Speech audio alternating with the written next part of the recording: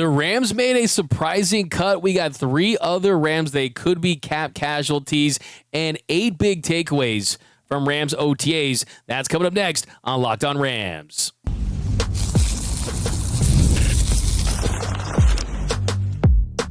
You are Locked On Rams, your daily Los Angeles Rams podcast. Part of the Locked On Podcast Network, your team every day. What is up, and welcome to another episode of Locked On Rams, your daily podcast covering your Los Angeles Rams. Free and available wherever you get your podcast. Locked On Rams, part of Locked On Podcast Network, your team every day. We're also available over on YouTube, so if you haven't yet, do me a huge favor. Hit the subscribe button, hit the notification bell, hit the like button. And if you haven't yet, write us a review on the podcast. We'll read it on this show. I'd really appreciate that. My name is Doug McCain. Friends call me DMAC. You can follow me on X and Instagram at DMAC_LA. I've covered LA sports for over a decade, 24/7 sports, Bleacher Report, SI, Dodgers Nation. I also do NFL radio for Westwood One. Today I'm flying solo, the People's Champ, Mr. Travis Rogers. He'll be back later this week. This week, we're doing at minimum 3 shows for the week, and in June, that's what you should expect. But also, we're going to throw in some interviews. We also got a lot of stuff on the way, some actual players and things like that. So stay tuned. But today's episode, we're talking OTAs, what you need to know from OTAs as the Rams approach minicamp, and some cap casualties. The Rams waived a player. We'll talk about that. But first, today's episode of Locked On Rams brought to you by Game Time.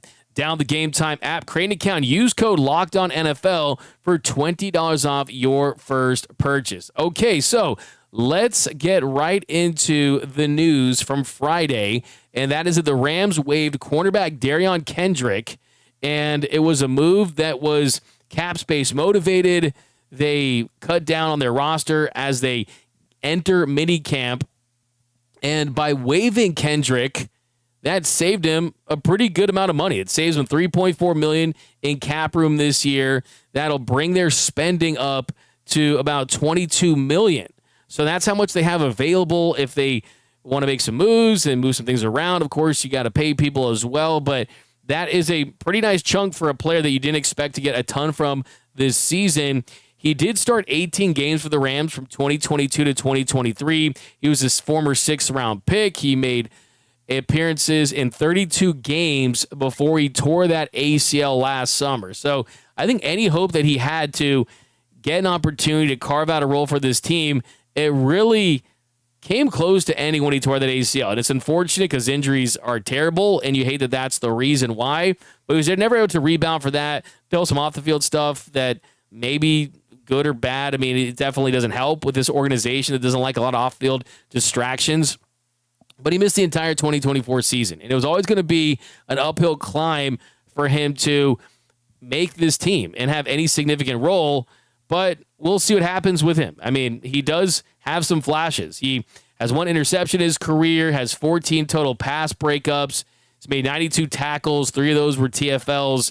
And he's now on the waiver wire, and he can be claimed by any team in the National Football League. If he does go unclaimed, he'll enter free agency. So that's where they're at with the cornerback spot, is they're looking to subtract before they possibly add. And we'll talk a little more about that later. But before we do, what are some other potential cap casualties that the Rams could have as they enter minicamp? Well, first one we'll talk about is tight end Colby Parkinson. So this one on the surface, it appears to be the obvious one, considering the commitment they made to him last season.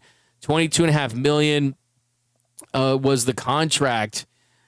But when you look at the guarantees, kind of what they would save, he just wasn't the backup that they hoped he would be. He wasn't the red zone threat that they hoped he would be. And he was supposed to come and fill in while Tyler Higbee was going to miss most of the season. So he did not make the most of those opportunities, was not that red zone threat, did not flash a lot of potential. If the Rams were to move off of him, that would save them $5.25 million in salary cap, and it would add $4.8 million in dead money. So I think it kind of depends on what they feel like they have in Terrence Ferguson, because all of the momentum during OTAs was that he checked off all the boxes. He was impressing the coaches, his teammates, Sean McVay, most importantly. And he's a guy that they felt strongly about, to the point where there was some talk that they would have taken him at 26, and they were able to trade out of the first round, pick up another first-round pick after they made that deal with the Falcons, who ended up taking Pierce, and they dropped down to the second round and picked at 46, and were still able to get their guy. So the fact that they had a first-round grade on him lets you know that they feel like he can have an impact this season. And you have Tyler Higbee. This could be his last year. So Colby Parkinson is one that they could make. I mean, I think you look at this team up and down the roster, he's someone that really had a golden opportunity to take advantage of last season. He just didn't do that. Now, a couple more. Wide receiver Quintez Cephas, he's someone that I think is a very obvious one too.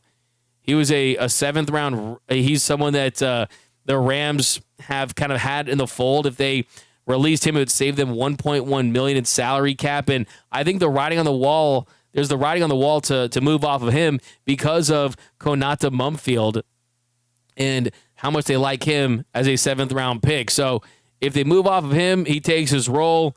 I mean, Cephas hasn't had a regular season appearance, hasn't played one snap since 2022.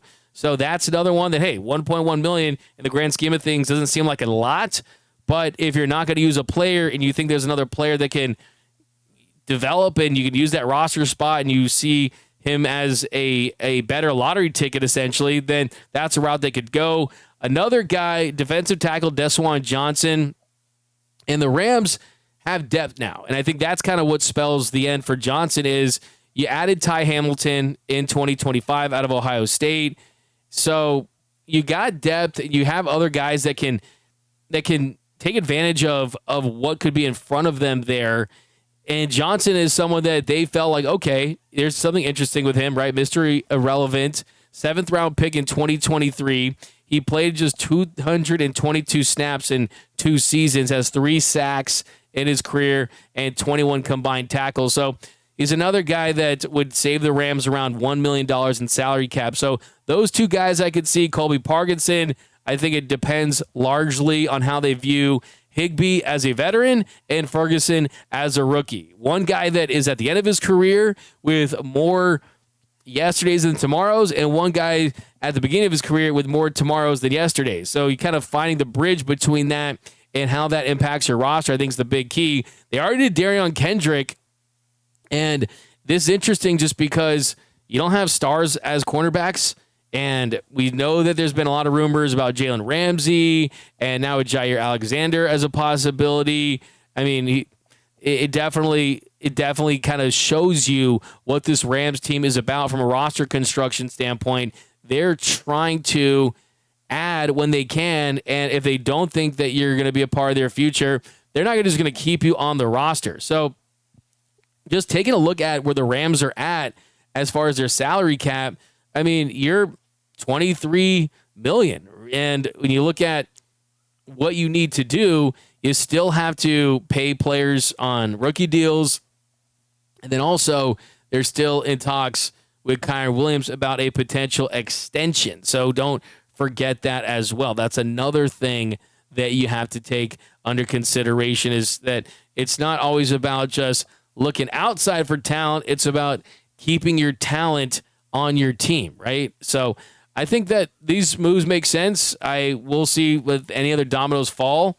The Rams are a team that is really smart about doing things on the margins, and that's kind of what they do. I mean, if you look at right now, as far as their UDFA class, there's only 3 teams in the NFL that have guaranteed less money than the Rams to their UDFAs. Right now, the Rams to their UDFA class, they've guaranteed $192,000 to 18 players. Willie Lampkin has the biggest guarantee at $30,000. So only the Ravens, Chargers, and Steelers have guaranteed less money. So this is a team that's really smart when it comes to using their money wisely. And if they need to spend big at a certain spot, they will. And if they can kind of cut costs in one area and use those resources to help another one, they'll certainly do that. It's all about kind of focusing on those premium positions. That is just what the Rams tend to do when they're faced with this. So that's where they're at as far as the cuts go, as far as where they are from a salary cap standpoint. And look, I think for a team that isn't too worried about kind of making a massive splash outside of potentially Jalen Ramsey, the fact that you're contending with this many rookies, this is definitely a cost-conscious franchise that understands how to win big and to do it for an extended period of time. Because a lot of teams, it's okay, we'll go all in, and then it's a down-to-the-studs rebuild, and they skip the part where they win the Super Bowl like the Rams did. This Rams team has been able to draft well, spend somewhat wisely, but then also kind of, you lose when the Jonah Jackson move, Colby Parkinson, some free agent whiffs, there's no doubt about it. But for the most part, they're going to be in a good spot. But coming up next, we've got 7 big takeaways from Rams OTAs that you need to know about before minicamp. That's coming up next on Locked On Rams. And a reminder that today's episode of Locked On Rams is brought to you by our friends over at Game Time. There's nothing like the NBA playoffs, the intensity, the buzzer beaters, the fans losing their minds. It's the kind of atmosphere you just must experience live. And this year's matchups are already delivering. If you want in, Game Time makes it fast and easy to get seats. Even with the biggest playoff games, prices on the app actually drop closer to tip-off. And with killer last-minute deals, panoramic seat views, and no surprise fees, Game Time is a total game changer. Tonight, you've got OKC, you've got the Pacers, but in LA, it's all about the Dodgers and Shohei Ohtani making his Dodgers pitching debut, the first time since 2023 that Shohei will be pitching. So you got Dodgers, you got Angels, you've got the Sparks, you got football right around the corner. And what I love about Game Time is I was just on the app and the zone deals were offering 10% off exclusive zone deals for FIFA Club World Cup matchups. So that's another thing you can check out. You had PSG at the Rose Bowl yesterday. I love the fact that I can see my exact view before I buy. There's no surprises. The app makes it ridiculously simple. 2 taps and I'm done. And with the Game Time guarantee, you know you're getting the best deals. If you find a better price in the same row and section, they'll credit me 110% of the difference. So you'll find great seats for as low as $100 thanks to exclusive discounts. You got NFL tickets that are coming. And with the Game Time guarantee, your tickets are 100% authentic, will arrive on time. You'll always get the best prices with fees included. So what you see is what you pay. If you've never used Game Time to grab NFL seats, now's the time. It's seriously a game day upgrade. So take the guesswork out of buying tickets with Game Time. Download the Game Time app, create an account, use code LOCKEDONNFL for $20 off your first purchase. Terms apply. Again, create an account and redeem code LOCKEDONNFL for $20 off. Download the Game Time app today. Last minute tickets, lowest price guaranteed.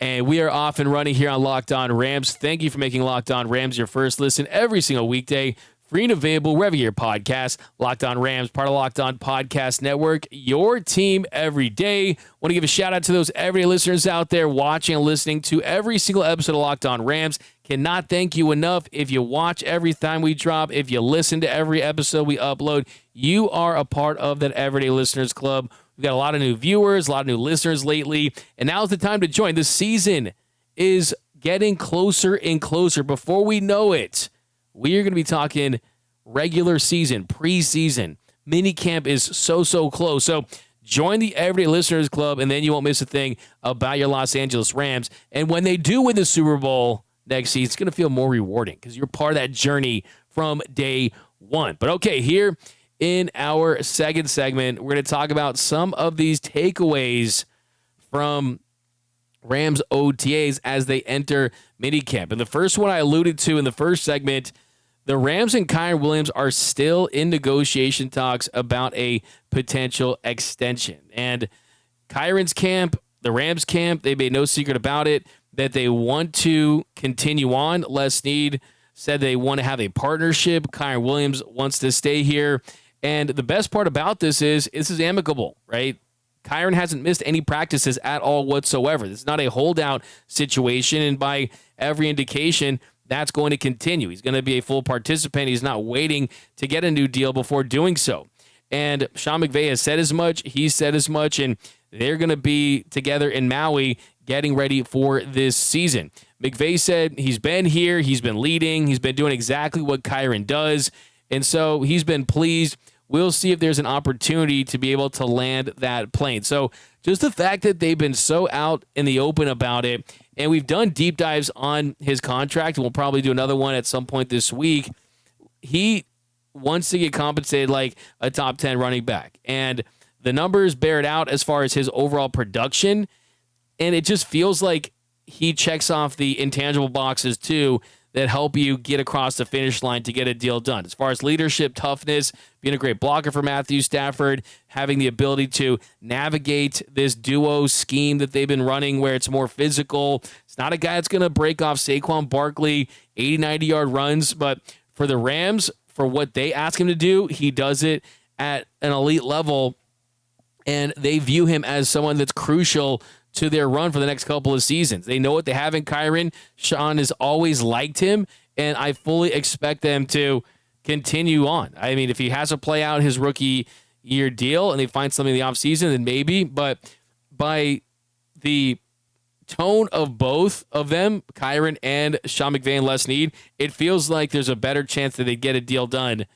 before the season starts and they kind of lock him up. So that definitely is, from a contract standpoint and a roster standpoint, kind of the biggest storyline during OTAs. And then next big takeaway is one of the big wild cards is Emmanuel Forbes. What happens with Emmanuel Forbes? The Rams claimed him, so they committed to him financially. Does he realize that potential? Well, I think the first step in him realizing that potential and being an every down type of cornerback that a first-round pick should be when he was that from the Commanders is his size has always been a question. And this offseason, he's bulked up quite a bit. Sean McVay said that he is, quote, bulking up. He said he's got great movement. He's got a really good concept trigger. You can see the ball production where he's doing things that had never been done before at the collegiate level in terms of being able to get your hands on the ball and then go score. I've really been pleased with him. There's been a lot of positive guys that have really stood out or really kind of taken their game to another level. I'm looking forward to seeing once we put on the pads on and getting into some of the preseason games. Let's continue to apply that. But he's been really pleased with Emmanuel, and he's done a great job. So that definitely is big news. I mean, I really think it is, just because of the simple fact that this was a project, and first part of that project, the first phase of that was, can you get him to put on some muscle, to put on some weight? And his playing weight for so many years was around 166. And just from a tackling standpoint, an ability to stay healthy and go through the rigors and the physicality of a full NFL season, you just needed more from that. And after they made the deal for him, a lot of people were saying, oh, this is the cornerback version of Tutu Atwell. And they were saying that he has got a slight frame.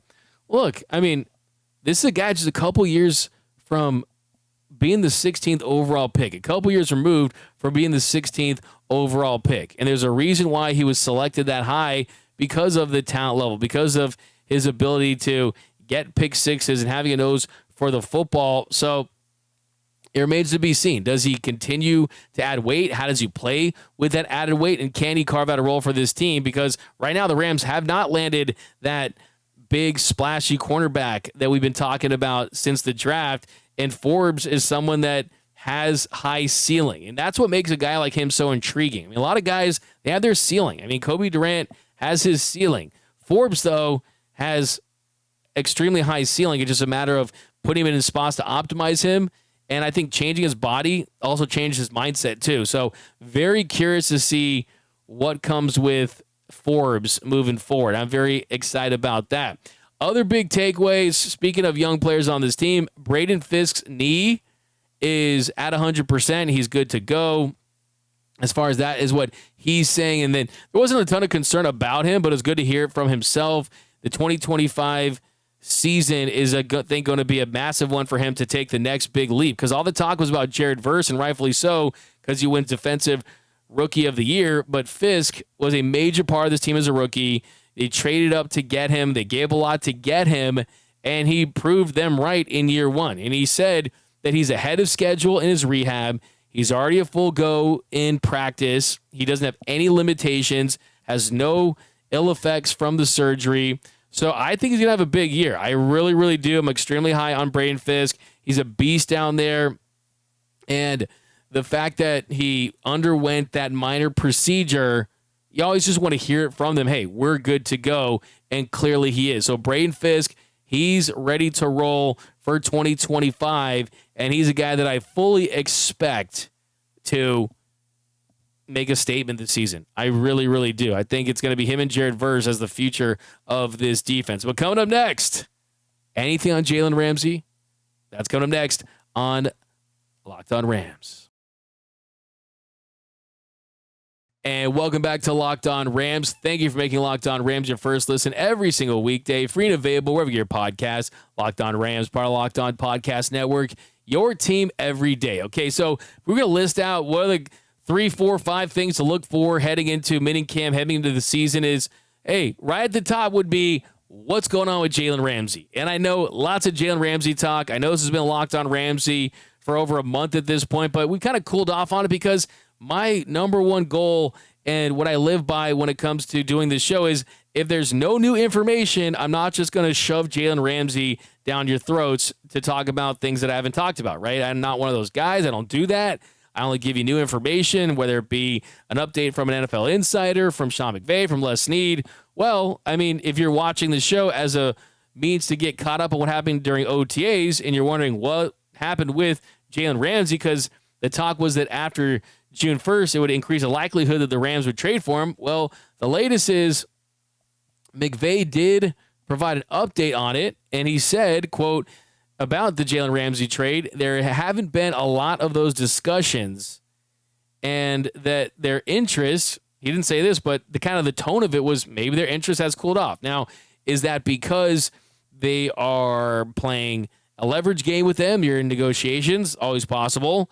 McVay did say that he likes his cornerbacks that he has, so that's definitely another thing to consider as well. The Rams probably saying, hey, we're not as desperate for Jalen Ramsey as you think we are. But the truth is, with Ramsey, until he gets traded to another team, the Rams are always going to be a team that is going to be talked about and they're going to be linked to because of the history, because you won a Super Bowl with this team, because of the fact that Sean McVay and Les Snead have both made it very clear this offseason that they were interested in him. And I think it comes down to, do you want to absorb that $20 million? Do you think you're going to get a deal done past this year with him?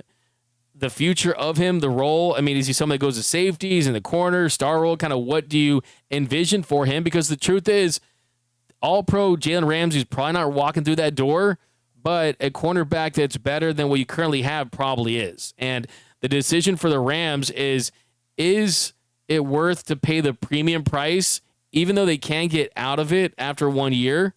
And it's similar to the Davante Adams deal. Hey, you don't need to commit long-term.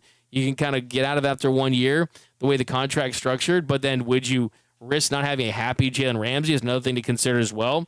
So I do think that they're still kicking the tires a little bit on it.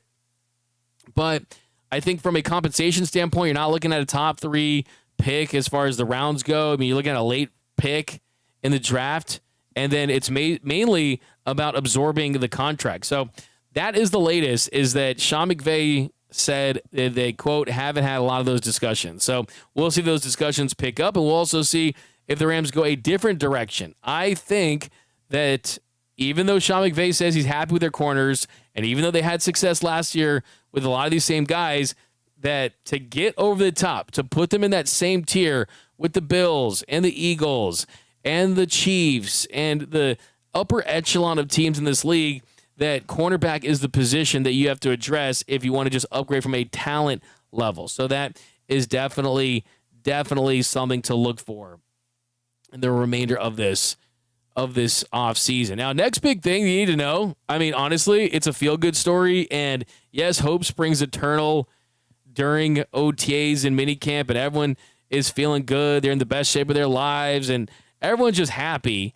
Well, sure, there's a little bit of that, but I also think that there's a little bit of, hey, Davante Adams is on the best team that he can be on at this stage of his career, and the big takeaway is that Tay is happy as a Ram, and he's already having a very positive impact on his teammates, the organization, and his coaches. And Davante Adams and Matthew Stafford have continued to build that chemistry. And when you had a Matthew Stafford on a pitch count a couple years ago, dealing with the elbow stuff, he wasn't able to throw.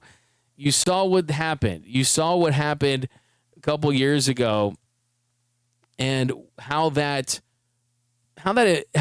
really derailed that team. And yes, Allen Robinson is never going to be in Davante Adams' tier as a receiver, but Stafford not being able to have some chemistry and work with him during this stage of the offseason, I think really made what was already probably going to be a bad situation that much worse. And they have had a lot of reps together, Tay and Stafford, and I think they just really like working together. And I think they're both at a part of their career where, yeah, I mean, you're already at the stage where you've accomplished a lot. I think you look at Davante Adams, established himself as one of the best receivers of his generation, hasn't won a Super Bowl. And then you look at Matthew Stafford, wants to win another Super Bowl. I think he's already cemented a Hall of Fame career, but he knows that he wants another one, and he wants to win that gold jacket. And he still thinks he can help teams and compete at a high level, so he's going to continue to do so. Sean McVay said about Davante Adams, the way he sees the game is pretty impressive. He sees the game through a quarterback's lens, and he's got so many experiences and really understands it from an all-22 perspective. A lot of it is asking questions about things that maybe I've seen over the course of his career, or how do I apply it, or how is it similar to maybe things I've seen him do. But he loves football. There's a consistent passion. There's a real understanding of how it all kind of fits together, the spacing, the timing, the rhythm. We talk about other stuff outside of football, but the way that his mind works, I really have enjoyed being able to learn from him as well. So that's Sean McVay loving up on a guy that is already a main man in this league, in Davante Adams. And yeah, I mean, just want to go to TCB, man. I want to go to Taco Bell with him, man. Have a Crunchwrap Supreme. Have a Mexican pizza. Have a chalupa, because he loves Taco Bell. And I don't know about you guys. I know, let me know down below. Are you guys a Del Taco or a Taco Bell type person, or you just don't like both of them? Because I've had a lot of people say Del Taco is better than Taco Bell. Me personally, I'm always going to be a TCB guy. I respect Del Taco. The fries are really good, and I don't go that often, but I respect it. But let me know. Very curious to see what you have to say. But the other thing, too, about Davante Adams is he's had a big impact on Puka Nacua.